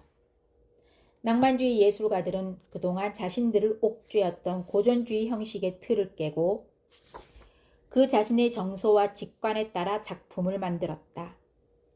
그동안 예술 창작에 적용되었던 형식과 법칙, 규율은 환상적인 세계를 추구하는 상상력의 자유로운 전개를 방해하는 것으로 여겨졌다. 낭만주의 예술가에게 중요한 것은 철학적인 관념이나 예술 형식이 아니라 예술가 자신의 자유로운 상상력과 열정이었다. 슈만의 피아노 협주곡은 이렇게 온갖 과도한 감정 유희에 몸을 맡긴 젊은 연인들의 음악이다. 20여 년 만에 발견된 내 습작 노트 속 주인공 역시 그런 인물이었다. 사랑의 감정에 들떠 현실에 뿌리 내리지 못하고 부유했던 시간들. 그 시절에는 그것이 고통이었으나 지금 나는 슈만의 피아노 협주곡을 들으며 생각한다. 그 고통조차 젊음의 특권이라는 것을. 슈만은 낭만주의 작가답게 지극히 낭만주의적인 인생을 살다 갔다. 그 중에서 죽음에 이르는 말년의 드라마는 비극적 낭만주의였다. 1853년 2월부터 슈만은 귀에서 이상한 소리가 들리는 것을 경험했다. 그 소리는 때로는 천사의 소리로, 때로는 악마의 소리로 변해 그를 괴롭혔다. 환청이었다. 뭉크의 그림 중에 절규라는 그림이 있다. 어지럽게 돌아가는 붉은 색조의 곡선을 배경으로 주인공이 마치 절규하듯이 귀를 막고 있는 그림인데 아마 이 시절 슈만이 이런 상태였던 것 같다. 틀림없이 환청에 시달리던 슈만은 더 이상 견디지 못하고 집을 뛰쳐나갔다. 무대는 비가 내리고 있었다.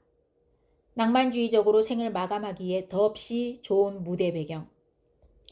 그는 비 내리는 거리를 걸어 라인강으로 가서 강물에 몸을 던졌다. 19세기 최고의 낭만주의자 슈만은 이렇게 드라마틱한 방법으로 자신의 생을 마감하려고 했던 것이다. 다행히 그때 슈만은 지나가던 행인에 의해 구조되었다. 하지만 그때 이미 정신의 톱니바퀴는 완전히 어긋나 있었다. 그는 곧 엔데니 정신병으로 보내졌으며 그곳에서 2년을 폐인처럼 살다가 1856년 46살을 일기로 세상을 떠났다. 세상을 떠나기에는 너무나 이른 나이였다. 어느 누구도 슈만이 잃은 정신질환의 원인이 무엇인지 모른다. 그는 누구보다 아름다운 아내 클라라의 헌신적인 사랑과 보살핌을 받고 있었으며 작곡가로서도 성공적인 삶을 살고 있었다. 따라서 그 원인이 외부적인 것은 아니었던 것 같다. 그렇다면 그것은 기질적인 것이었을까? 그랬는지도 모른다. 생명이 붙어 있는 동안 그의 신경줄은 늘 팽팽하게 당겨져 있었다. 그러다 46해의 긴장과 갈등을 견디지 못하고 결국 폭발해버린 것이다. 나도 젊었을 때 그런 낭만적인 종말을 꿈꾸었다. 젊은 베르테르의 슬픔을 읽고 자살을 감행한 질풍노도 시대의 젊은이들처럼 그 시절에는 내 자신을 비극의 주인공으로 만드는 것에서 묘한 쾌감을 느끼곤 했다. 어떻게 보면 슬픔과 고통을 즐겼다고 할 수 있는데 그런 의미에서 그것은 또 다른 감정의 사치였다. 그러나 지금은 추워도 그런 감정의 사치에 빠지고 싶은 생각이 없다. 왜냐하면 이제 나에게는 그것을 감내할 만한 젊은 에너지가 남아있지 않기 때문이다. 어느 날 문득 거울을 들여다보았다. 거기에 늙고 지친 내가 들어있었다. 젊은 날의 열정을 잃어버린 내 얼굴은 생명을 잃은 듯 풀이 죽어 보인다. 열정과 고통은 사람을 살아있게 하는 것이거늘 이제 그 찬란한 여름의 절정에서 비껴있는 사람의 가을은 참으로 쓸쓸하다. 그대는 아는가 남쪽 나라를. 슈베르트 민용의 노래. 1786년 9월 3일 새벽 3시에 카르스발트를 몰래 빠져나왔다. 그렇게 하지 않았더라면 사람들이 나를 떠나게 내버려 두지 않았을 테니까. 괴테의 이탈리아 여행은 이렇게 갑작스럽게 시작되었다. 마치 도망치듯 평소에 동경에 맞지 않던 따뜻한 남쪽 나라로의 탈출을 감행한 것이다. 1980년대 중반인가 북한을 탈출해 제3국에 머물고 있는 한 가족이 따뜻한 남쪽 나라로 가고 싶다고 말했다는 뉴스를 들은 적이 있다. 따뜻한 남쪽 나라. 하나의 생물로서 인간이 가장 쾌적함과 편안함을 느끼는 곳. 그래서 모든 인간들이 늘 그리워하고 동경에 맞지 않는 곳. 그런 곳이 바로 따뜻한 남쪽 나라가 아닐까. 하물며 괴테처럼 늘 찌푸린 하늘을 보고 살아야 하는 북쪽 지방 사람들에게 따뜻한 남쪽 나라는 언젠가는 찾아가야 할 이상향과 같은 곳이었을 것이다. 그래서 그런지 지금도 해마다 여름이 되면 유럽의 고속도로는 이탈리아로 향하는 바캉스 차량들로 몸살을 앓는다고 한다. 따뜻한 곳을 찾아 모두가 남으로 그렇게 떠나는 것이다.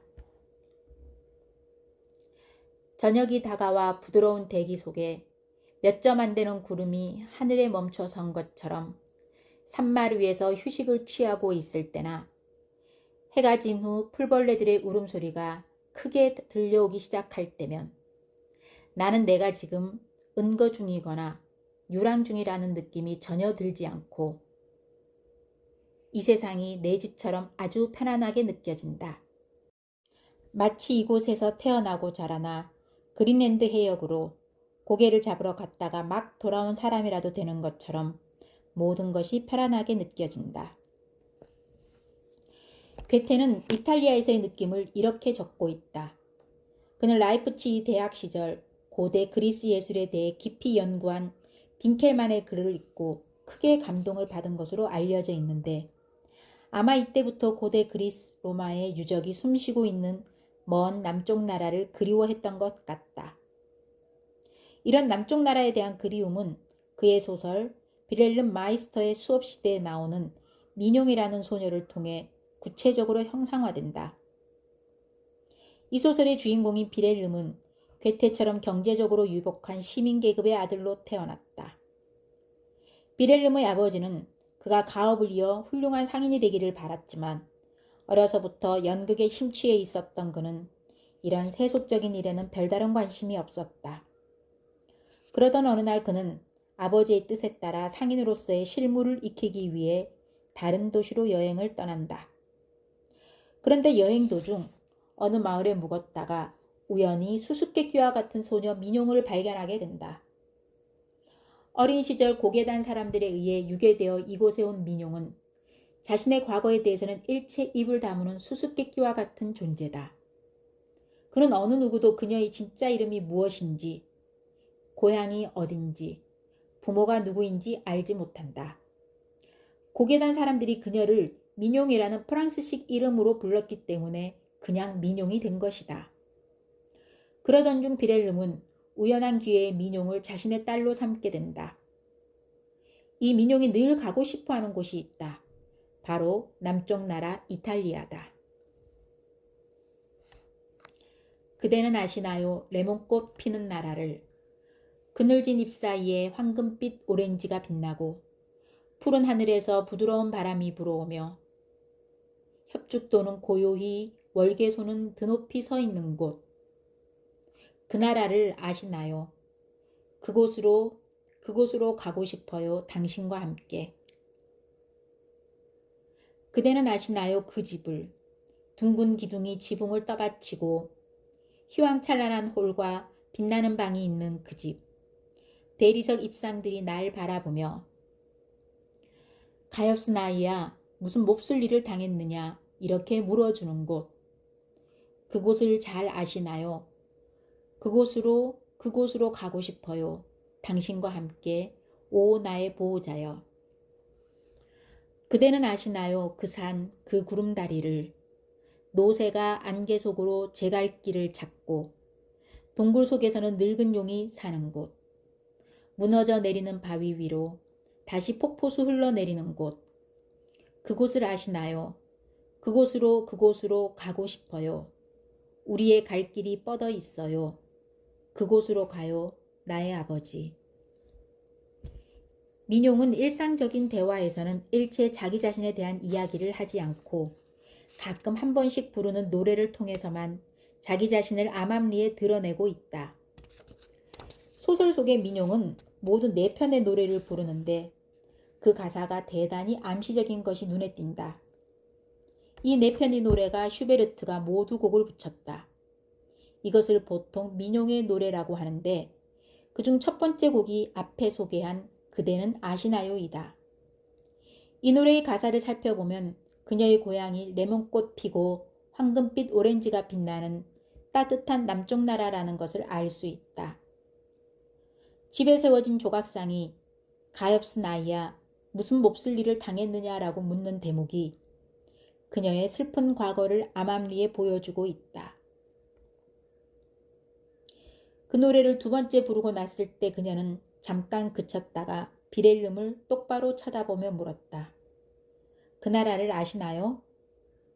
아마 이탈리아를 두고 하는 말일 테지 하고 빌헬름이 대답했다.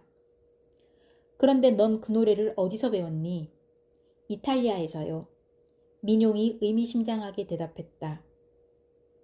혹시 이탈리아에 가시려거든 저도 함께 데려다 주세요. 저는 여기가 너무 추워요. 얘야, 너 벌써 이탈리아에 가본 적이 있니? 하고 비렐름이 물었다. 그 아이가 입을 다물었기 때문에 비렐름은 그 아이한테 더 이상 아무것도 들을 수 없었다. 민용은 지도를 가지고 있었다. 하지만 그렇다고 그녀가 다른 나라에 대해 다방면으로 관심을 가지고 있었다는 얘기는 아니다. 그녀가 관심을 가지고 있는 것은 그곳이 추운 나라인지 따뜻한 나라인지 하는 것뿐이다. 그녀는 북극이나 남극에서 멀어질수록 점점 따뜻해진다는 사실을 잘 알고 있었다. 누군가가 여행을 떠나려고 할 때마다 북쪽으로 가는지 남쪽으로 가는지 물어보면서 지도에서 그 경로를 찾으려고 애썼고, 비렐름이 여행을 떠날 때도 늘 북쪽으로 가는지 남쪽으로 가는지 묻곤 했다. 민용은 그렇게 따뜻한 남쪽 나라를 그리워했던 것이다. 슈베르트의 민용의 노래를 듣고 있으면 아련한 그리움이라는 것이 무엇인지 알 것 같은 느낌이 든다. 시가 워낙 아름다워 차이콥스키를 비롯한 여러 가곡 작곡가들이 여기에 곡을 붙였지만 슈베르트만큼 민용의 그리움을 탁월하게 형상화한 작곡가도 없는 듯 싶다. 시어의 뉘앙스를 그대로 음악으로 옮겨놓은 그 순정한 멜로디를 듣고 있으면 민용의 운명적 슬픔이 그대로 가슴으로 밀려들어오는 듯한 느낌이 든다. 그중 첫 번째 곡인 그대는 아시나요를 작곡할 때 슈베르트는 소설 속에 나오는 비렐름의 묘사를 그대로 따르려고 노력했던 것 같다. 그녀는 마치 무엇인가 특별한 것에 주의를 환기시키고 무엇인가 중요한 것을 말하는 것처럼 한 구절 한 구절을 시작할 때마다 엄숙하고 장엄하게 노래했다. 제3행에 이르러 노래는 좀 음침하고 암울해졌다. 그리하여 그녀는 그 나라를 아시나요를 비밀에 가득 찬 듯 신중하게 불렀고, 그곳으로 그곳으로라는 부르짖음 속에서 억제할 수 없는 동경이 숨쉬고 있었으며, 우리 그곳으로 가요라고 되풀이할 때는 때로는 애원하고 간청하듯, 때로는 촉구하고 기대하는 듯 창법에 변화를 주면서 노래할 줄도 알았다. 노래의 첫머리에서 민용은 먼저 그대는 아시나요라는 가사로 듣는 이의 주의를 환기시킨다.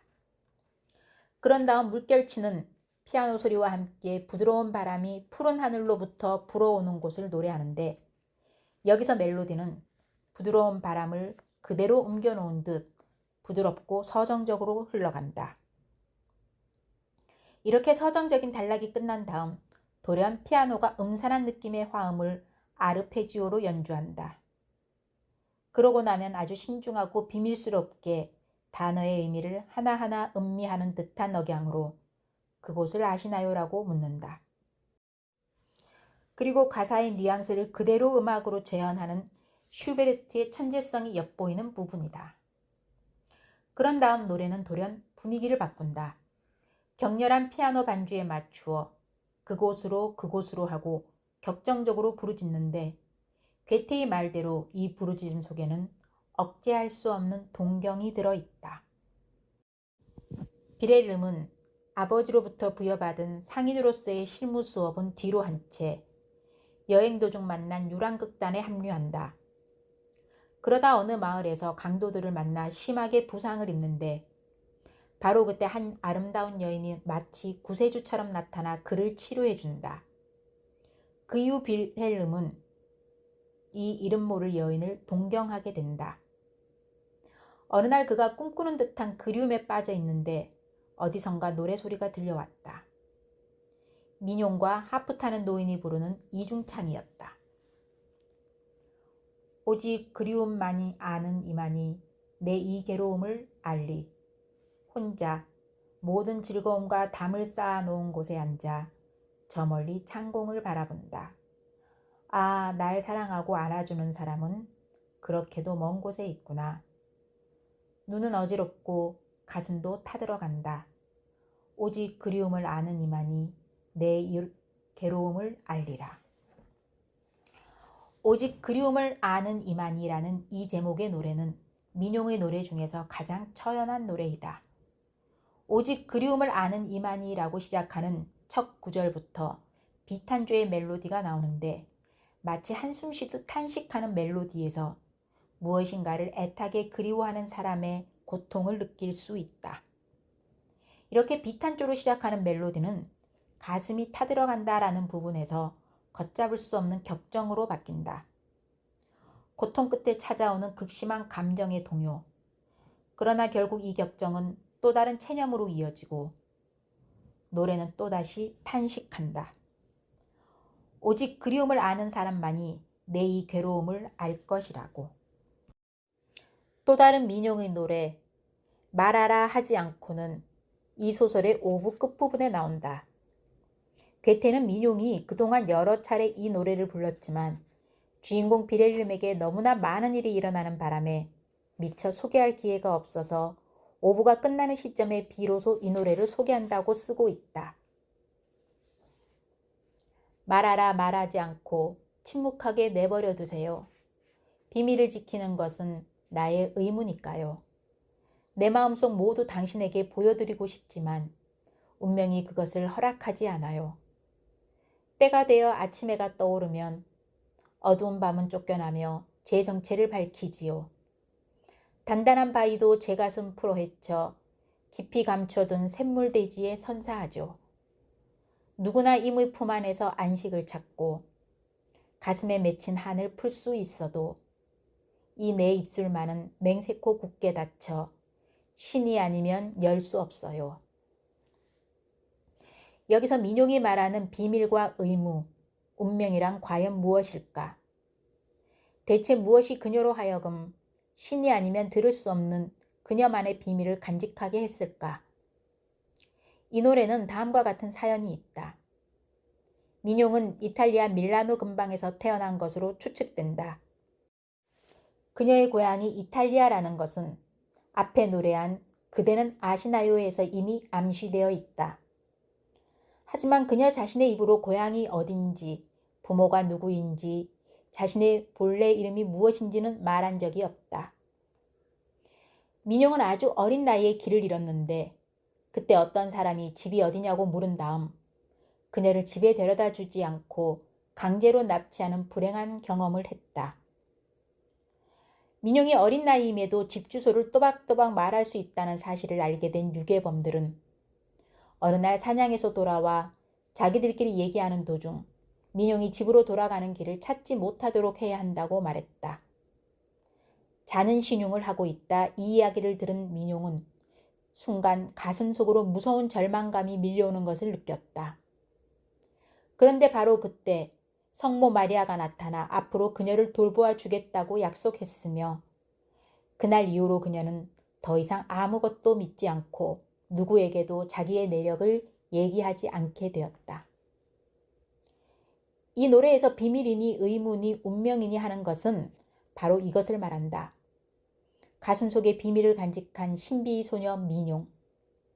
처음에 그녀는 아주 서정적이고 담담한 어조로 자신의 처지와 심정을 노래한다.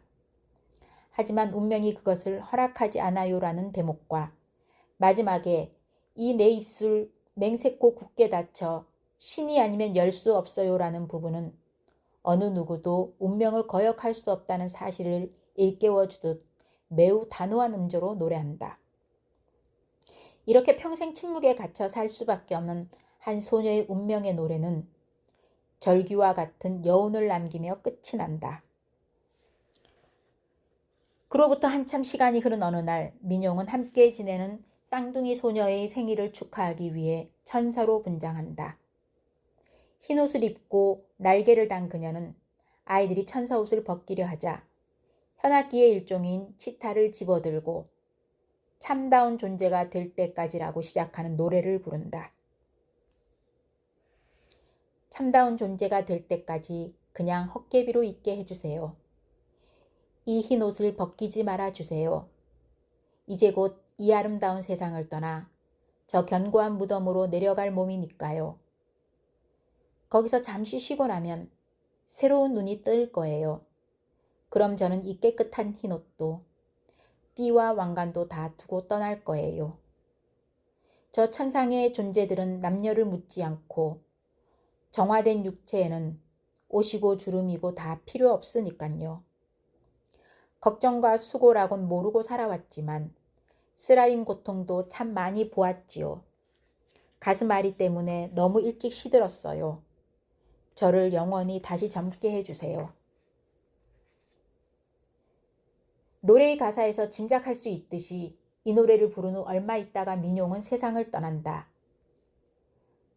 그전까지 소년 복장을 하고 다녔던 민용은 이 순간 비로소 여자로 돌아와 눈부시게 환한 천사의 옷을 입고 생의 마지막 노래를 부른다. 천사의 옷은 아름답지만 그것은 실제가 아닌 헛개비일 뿐 그녀는 죽음을 통해 비로소 참다운 존재가 된다.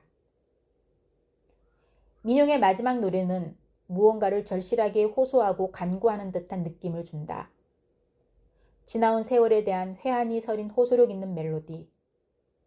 저를 영원히 다시 젊게 해주세요라는 그녀의 마지막 간구는 이렇게 허공으로 흩어지고 그 허무한 멜로디와 함께 그녀의 존재도 지상으로부터 멀어진다. 슈베르트의 민용의 노래는 문학과 음악이 절묘하게 결합된 독일 예술 가곡의 백미다. 슈베르트는 시의 뉘앙스를 어쩌면 이렇게 절묘하게 음악으로 형상화시킬 수 있을까? 정말 놀라운 따름이다. 민용은 소설 속에 등장하는 허구의 인물이고 소설 속의 노래 역시 멜로디 없는 가사에 불과하지만 만약 민용이 실제하는 인물이고 그녀의 노래 역시 실제 노래라면 바로 슈베르트의 민용의 노래와 같은 것이 되지 않았을까? 앞에서 장황한 수식어를 써가며 곡에 대한 설명을 했지만 사실 말로서는 이 작품이 지니고 있는 고귀한 의미와 가치를 다 표현할 수가 없다. 슈베르트의 그 절묘한 음악에 대해 얘기할 때마다 언어라는 도구가 그렇게 초라하게 느껴질 수가 없다. 언어, 그 너머에 언어가 미치지 못하는 그곳에 그의 음악이 있기 때문이다.